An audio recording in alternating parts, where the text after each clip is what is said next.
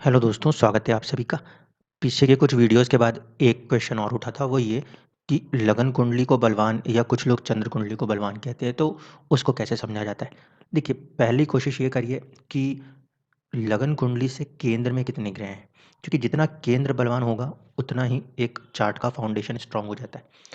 ये अलग बात है कि अगर क्रूर ग्रह बैठेंगे तो संघर्ष बढ़ जाएगा, लेकिन फिर भी जब केंद्र लगन से केंद्र में अगर ग्रह बैठे हों तो लगन कुंडली को कुछ बल प्राप्त हो जाएगा। इसी तरीके से यदि चंद्र कुंडली से लगन में या केंद्र में ग्रह बैठे हों तो फिर चंद्र कुंडली को भी बल मिल जाता है। कभी कभी ऐसी स्थिति आती है कि दोनों से ही केंद्र भी कॉमन हो जाते हैं, तो वहाँ पर फिर किसके नक्षत्र स्वामी को कितनी शुभता हासिल है, वो सब कुछ देखना चाहिए। बेसिकली हम उतना उन चीज़ों में फँसते या उलझते नहीं हैं। वो दशा को देखते समय चंद्र कुंडली को भी यूज़ करिए और साथ-साथ लगन कुंडली को भी यूज़ करिए। दशा में तीनों ही कुंडलियों को आप यूज़ कर सकते हैं, उसकी कोई प्रॉब्लम नहीं है। सूर्य, चंद्र और लगन कुंडली, उसमें कोई प्रॉब्लम नहीं आएगी। इस चार्ट के अंदर देखते हैं, यहाँ पे जहाँ तक का जो मैसेज था वो ये था कि ज़मीन को लेकर कुछ परेशानी शुरू हुई है। किसी सरकारी सर्वे की वजह से कुछ अड़चनें जो हैं ज़मीन को लेकर वो आ रही हैं। दशा को लगाने से पहले ये बात हमें पता होनी चाहिए कि ग्रह के अपने कारक तत्व क्या हैं? क्योंकि कोई भी दशा हो, उसमें ग्रह इंडिविजुअली अपने कारक तत्वों के प्रभाव को ज़रूर दिखाएगा।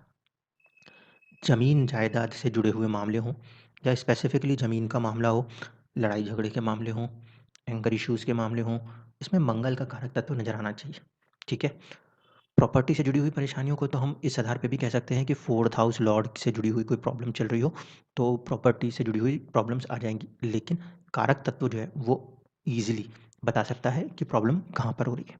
अब इस कुंडली में देखिए, इस पर्टिकुलर कुंडली के अंदर जब हम दशा सिस्टम में जाते हैं, तो लगन पे आधारित दशा जब ली जाएगी, देखिए चंद्रमा पे आधारित दशा को अगर हम लगाने की कोशिश करेंगे, तो हम वहाँ तक पहुँचेंगे लेकिन उतना डेप्थ से नहीं पकड़ पाएँगे। कैसे? मान लीजिए गुरु, गुरु की दशा चल रही है, फर्स्ट हाउस लॉर्ड है, 4th हाउस लॉर्ड है और 10th हाउस में बैठे हुए हैं। तो शत्रु के घर में बैठे होने की वजह से दशा में चुनौती कही जाएगी, एक चीज़। दूसरा, या तो हेल्थ को लेकर होगी या फिर प्रॉपर्टी रिलेटेड चीज़ों को लेकर होगी, लेकिन इन दोनों ही भाव पे गुरु की शुभ दृष्टि है, जो इस बात को इंगित करती है कि कहीं न कहीं सक्सेस हासिल हो जाएगी। यहाँ पे गुरु का कारक तत्व जो है, वो भूमि नहीं है, ध्यान रखिएगा, वो 4th हाउस हो रहा है, प्रॉपर्टी हो रही है एक तरीके से, ठीक है?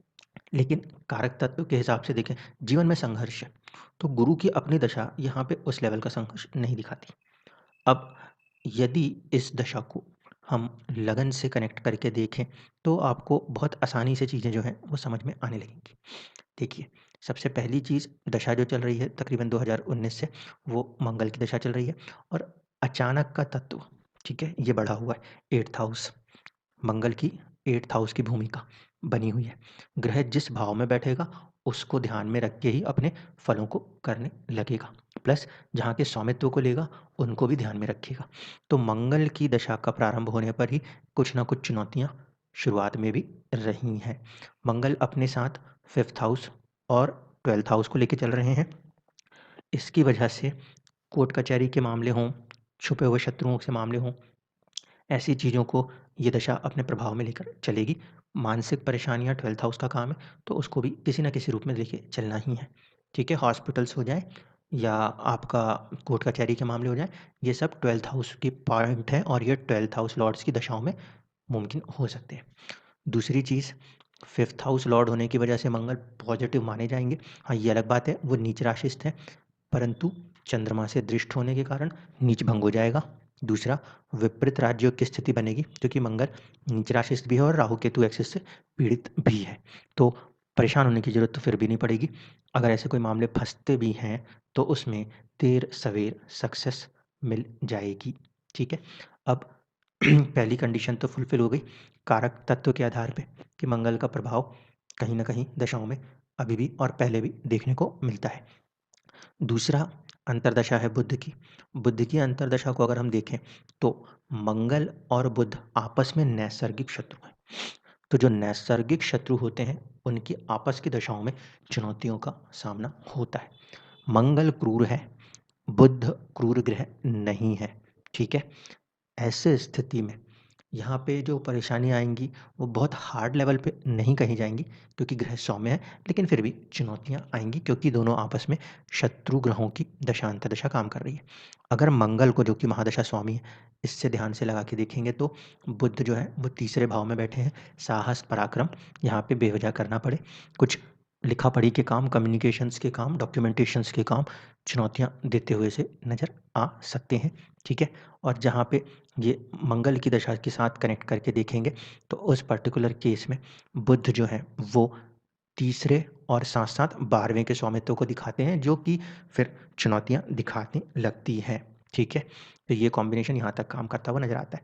इसके अंदर इस समय तात्कालिक अवस्था में कहीं न कहीं फिर मंगल की एंट्री हुई तीसरे लेवल पे। मंगल जो कि लगन कुंडली से अष्टम भाव में होने के कारण अचानक के रिज़ल्ट्स देने लगते हैं। कारक तत्व भूमि का रखते हैं, ठीक है? भूमि भवन, तो उससे जुड़ी हुई परेशानियाँ भी यहाँ पे देखने को मिलती हैं। अब ये कब तक चलेंगी कि अगर सोचें तो पहले 28 फरवरी तक कहीं न कहीं ये थोड़ी-सी दौड़-भाग, अड़चनें दिखाता है। इसके आगे जाके जब ये दशा खत्म होगी तो फिर राहु की दशा आएगी। राहु भी मंगल से कनेक्ट है, इसलिए मोटा-मोटा अप्रैल तक ये थोड़े कागजी कार्रवाइयों की दिक्कतें, परेशानियाँ किसी न किसी रूप में चलती रहेंगी। जब आगे जाके मोटे-मोटे तौर पे अगर देखा जाए तो बुध की जो ये अंतर्दशा है ये अपने आप में थोड़ी-सी चुनौती पैदा करेगी क्योंकि वो मंगल से उतनी घनिष्ठ मित्रता नहीं रखते। इस कुंडली में वो न्यूट्रल हो जाएँगे 3 घर आगे-पीछे होने के कारण फ्रेंडशिप होने से, तो थोड़ा-सा कम परेशानियाँ होंगी बट होंगी। और अगर बात करें सॉल्यूशंस की तो मेरे हिसाब से वो ऑलमोस्ट जब जून तक गुरु की दशा का प्रभाव खत्म होना शुरू होगा, तब जाके कुछ फ़ायदा देखने को मिल सकता है। गुरु में क्यों ये बात कही? क्योंकि गुरु और बुध आपस में तात्कालिक शत्रु होके बैठे हैं। काम कहीं न कहीं स्टेटस और प्रॉपर्टी के बनते हुए तो दिखेंगे, लेकिन तात्कालिक शत्रुता में ग्रह के बैठने की वजह से चुनौतियाँ, परेशानियों के साथ होते हुए नज़र आ रहे होंगे। जबकि शनि और बुध जो हैं, वो बेसिकली फ्रेंड्स होकर यहाँ पे तात्कालिक शत्रु हैं तो न्यूट्रल हो गए हैं और शनि चंद्र कुंडली से भी पॉजिटिव ग्रह माना जा सकता है, लग्नेश होने की वजह से चंद्रमा से। तो वो रिजल्ट्स को सपोर्ट में लाने की कोशिश कर सकते हैं। इस हिसाब से अगर हम देखें तो दशाओं के प्रभाव में जब-जब भी हम किसी ग्रह को देखते हैं, उसके किसी न किसी कारक तत्व को हम आसानी से महसूस कर सकते हैं, जिससे कि हमें ये समझ में आए कि हाँ, इन पर्टिकुलर चीज़ों की दशा काम कर रही है, ठीक है? जैसे कि 12th हाउस कनेक्ट है, तो उसकी दशा में विदेश की यात्राएँ हो सकती हैं, हॉस्पिटल से जुड़े हुए काम हो सकते हैं, कोर्ट कचहरी से जुड़े हुए काम नेचुरली होते हुए दिखाई दे सकते हैं। और दशाओं को एक्चुअल में पकड़ने या समझने के लिए यही तकनीक अपने को यूज़ करनी पड़ती है बार-बार क्योंकि जो कंसेप्ट है दशा के काम करने का वो ये है कि कोई भी ग्रह जब ग्रह को दशा अलॉट होगी, इवन दो कि ये नक्षत्र बेस्ड दशा है, लेकिन जब किसी ग्रह को कोई दशा अलॉट होगी तो ग्रह अपने कारक तत्वों को ध्यान में रख के फल करेगा। दूसरा बात होती है जिस भाव में बैठा है उस भाव को ध्यान में रख के फल करेगा। अष्टम में बैठे हैं, अचानक की चीज़ों को कनेक्ट करेंगे, ठीक है? फिर बात आती है जिन भावों के स्वामी हैं उनसे जुड़ के फल करेंगे। तो पंचम हो गया और 12वाँ हो गया। 12वें की वजह से मानसिक परेशानियाँ, कोर्ट कचहरी, पंचम की वजह से सॉल्यूशंस का निकल के आना। दवाई होता है पंचम भाव, तो वो चीज़ सॉल्यूशन के तौर पे निकल के आना, ये भी मंगल साथ-साथ करते हुए चलेंगे।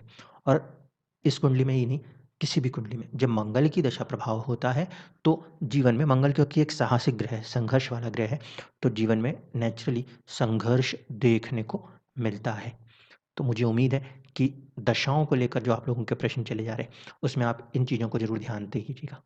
हर बार हम चंद्रमा से लगाने की कोशिश करते हैं, लगती हुई वहाँ पे भी दिखाई देती है, लेकिन उतनी आसानी से चीज़ें नहीं समझ में आती, वो हो क्यों रहा है? क्यों? क्योंकि वहाँ पे वो भाव के तत्वों को लेके तो चल रहे हैं। लेकिन होरा शास्त्र में ये बात जो बहुत क्लियरली लिखी गई है कि ग्रह के तत्व, कारक तत्व का फल हमेशा मिलेगा। गुरु नीच राशिस्थ होके भी चले, तब भी वो नेचुरली ग्रोथ को देने की कोशिश करते हैं। अगर गुरु की दशा को कभी भी हम जोड़ के देखें किसी भी कुंडली में, तो उसका अर्थ होता है कि जातक के जीवन में कहीं न कहीं किसी भी रूप में संघर्ष कितना भी हो रहा हो, एक ग्रोथ होती हुई नज़र आनी चाहिए। शनि की दशा कभी भी चल रही हो तो आप देखिएगा खूब मेहनत करवाएँगे क्योंकि वो कारक तत्व रखते हैं मेहनत का। रिज़ल्ट्स कम ही मिल रहे होंगे, मेहनत दुगनी 4 गुनी ज़्यादा हो रही होगी। इसीलिए सभी ग्रहों के कारक तत्वों को ध्यान में रखते हुए ही दशा को उसके साथ महसूस किया जाता है। अगर वो चीज़ नहीं महसूस हो रही है इसका मतलब है कि फिर कुंडली में कोई न कोई प्लैनेट या तो लगन से या फिर चंद्रमा के नक्षत्र से ही फ़ोकस होगा। कोई एक कुंडली अपने आप इतनी पावरफुल होके चल रही होगी जो रिज़ल्ट्स को अपने तरीके से मूव ऑन करा सके। धन्यवाद।